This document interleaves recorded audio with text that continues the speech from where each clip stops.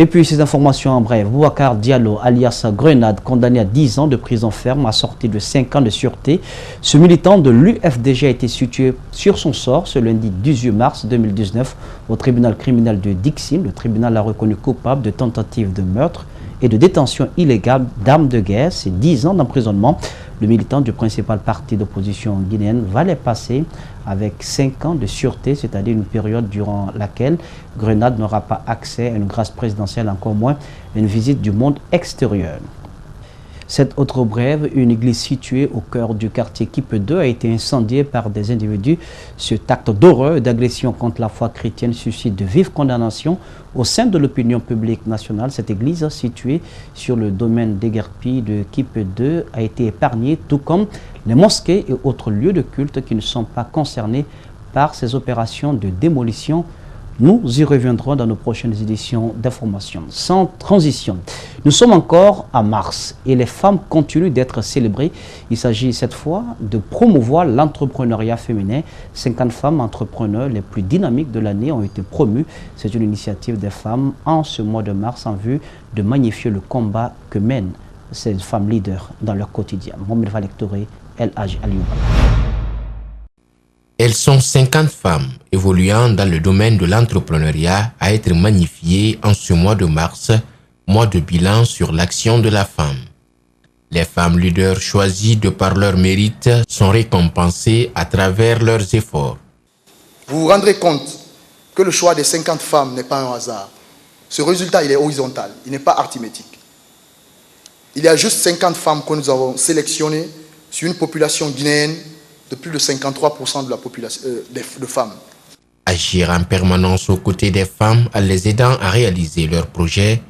À travers cet événement, ces femmes sont ainsi honorées dans des domaines humanitaires, administratifs et politiques. Il est important dans un pays aussi d'avoir ce genre d'initiative qui crée de l'émulation, qui encourage d'autres à suivre sur les mêmes pas.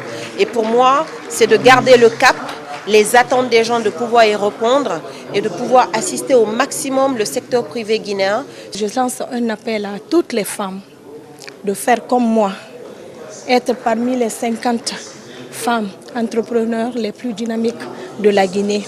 En tant que femme, je vous dirais que je suis vraiment contente ce soir d'accueillir ces braves femmes qui nous ont accompagnés à la réussite de cet événement. L'idée est donc d'accompagner ces femmes entrepreneurs à bâtir des entités financières afin de permettre une autonomisation forte pour la couche féminine. Nous avons offert des contrats d'assurance à ces distinguées dames qui sont là, parce qu'on se dit une couverture d'assurance permet de pérenniser les activités. La culture de l'assurance n'existe pas encore suffisamment en Guinée, mais avec l'assurance, tout est permis. Parce qu'on est, comme on dit, on est assuré. Mais sachez une chose, c'est qu'on assure et on assume. La distinction de ces 50 femmes entrepreneurs de l'année constitue un bel exemple pour l'émancipation de la femme.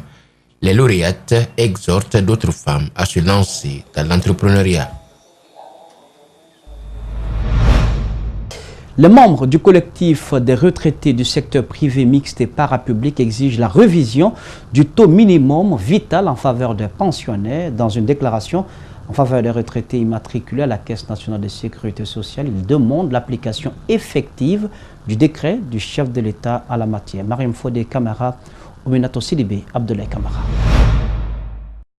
Ces retraités qui ont mené plusieurs démarches sans suite ont décidé de se faire entendre.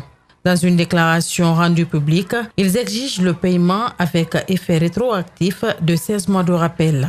Relèvement de la pension mensuelle de 440 000 francs guinéens à 1 500 000 francs guinéens, ceci à compter du 1er janvier 2019, le paiement de toutes les pensions à la CNSS au plus tard le 25 du mois en cours.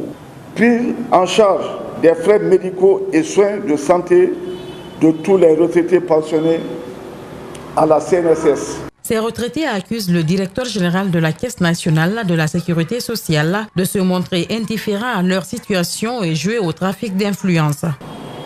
Le directeur général de la CNSS gère cet établissement public en potata comme une entreprise personnelle en utilisant le trafic d'influence et la diversion. Insensible à la souffrance des vieux travailleurs retraités qui ont pourtant servi ce pays durant des décennies, il maintient toujours le paiement trimestriel des pensions. Il demande par ailleurs aux personnes ressources d'user de leurs moyens pour un dénouement heureux. 2 personnes ont perdu banalement la vie dans un accident de circulation survenu ce samedi à Dubrika. Le chauffeur d'un camion chargé de granit est à l'origine de ce drame. Le jeune chauffeur, qui n'aurait pas ses 18 ans révolus face aux dégâts et dommages causés, a pris la poudre d'escampette. Alceni Barry commente les images de Korea Bokourma. Les images sont effroyables, dignes d'un film d'horreur. Les corps mortifiés, encore sous le camion.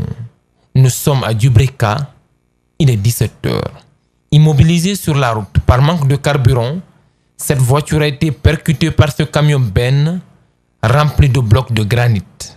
Avec la violence du choc, une femme est projetée au sol. Elle finit sous le camion. Quand le camion a percuté le véhicule, une femme a tenté de sortir. Aussitôt, un gros caillou a écrasé sa tête. Dubrika renoue avec ces accidents, la plupart causés par ces gros porteurs. Dans cet accident, 2 morts sont à déplorer.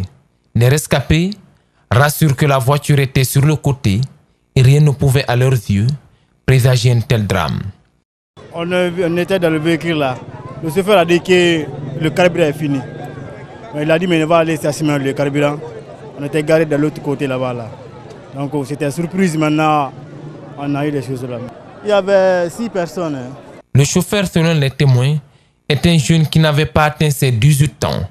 Il aurait pris la fuite. Selon certaines sources, l'une des 2 victimes était une femme dont le mariage devrait être célébré bientôt. Total Guinée vient d'annoncer la liste des vainqueurs du concours Challenge Startup 2018-2019 sur 300 projets présentés par des jeunes start-upers. Seuls 3 ont été retenus. À l'issue de ce concours, les lauréats vont bénéficier d'une communication et de montants allant jusqu'à 130 millions de francs guinéens. La cérémonie s'est déroulée ce mercredi à Conakry en présence des autorités publiques. Compte rendu, Abdoulaye Sadio Diallo, Abakadine Kamara. La 3e place du concours a été remportée par le projet Caro, dont le but est de permettre aux Guinéens de consommer une huile de qualité. Il est porté par Boubacar Diallo. Abdourahmane Diallo et son projet CAPA mettent en avant la production de l'engrais naturel à travers la mise en place d'un biodigester semi-industriel. Ce dernier arrive en 2e position. Le premier prix du Challenge Start-Upper de l'édition 2018-2019 est remporté par le projet African Hero, présenté et défendu par Serge Abraham. Là, mon projet visait à concevoir un jeu vidéo qui valoriserait la culture guinéenne pour un début et plus tard faire des films d'animation pour valoriser nos plus grands dirigeants guinéens, mais en animation 3D. Je suis très fier pour la confiance que Total m'accorde en me donnant ce premier prix et j'espère que vous verrez le jeu très très vite. Pour parvenir à ce résultat de 3 gagnants, le jury a eu du fil à retordre. Donc nous, membres du jury, nous avons reçu les pitchs de ces 15 finalistes, c'est-à-dire que chacun est venu présenter son projet pendant 5 minutes et après nous avons posé des questions chacun d'entre nous pour mieux comprendre le projet et à la suite des réponses apportées par l'entrepreneur, nous avons donné des points et voilà, nous avons choisi les 3 meilleurs. Les idées ont besoin d'énergie pour grandir, enseigne l'entreprise Total. Et sa motivation de soutenir l'entrepreneuriat jeune est fondée sur du solide. Le premier prix en fait a été décerné avec un montant de 130 millions et un accompagnement par Total Guinée durant toute l'année. Le deuxième prix, lui, c'est un montant de 72 millions et le troisième prix, un montant, si ma mémoire est bonne, de 52 millions. Donc au-delà de ces montants, on a voulu en fait donner un signal à la jeunesse et on a voulu dire aussi à la jeunesse qu'on accompagne la jeunesse dans son essor et dans son avenir. Les autorités guinéennes sont aussi satisfaites de cette initiative de Total. Les labels Coup de cœur féminin et Start-up pour une énergie meilleure ont été respectivement attribués à Fantak Bekaba pour son projet Oualima et Salim Dramé pour son projet Bimwinda. À travers ce concours Challenge Startupper, Total réaffirme sa volonté de contribuer au développement des pays dans lesquels l'entreprise est implantée. Voilà donc, mesdames et messieurs, comment s'achève cette édition d'information que j'ai eu un agréable plaisir de vous présenter. À la caméra pour vous, Mohamed Al-Hussein Kamara était présent. À la régie, Lamine Sidibé et Mafata Sano. Le tout sous la supervision technique d'Alikaba de Francisco de l'info. Ne l'oubliez pas, c'est aussi sur espace-tv-guinée.info. Passez un agréable programme sur Espace TV, la télé de notre planète.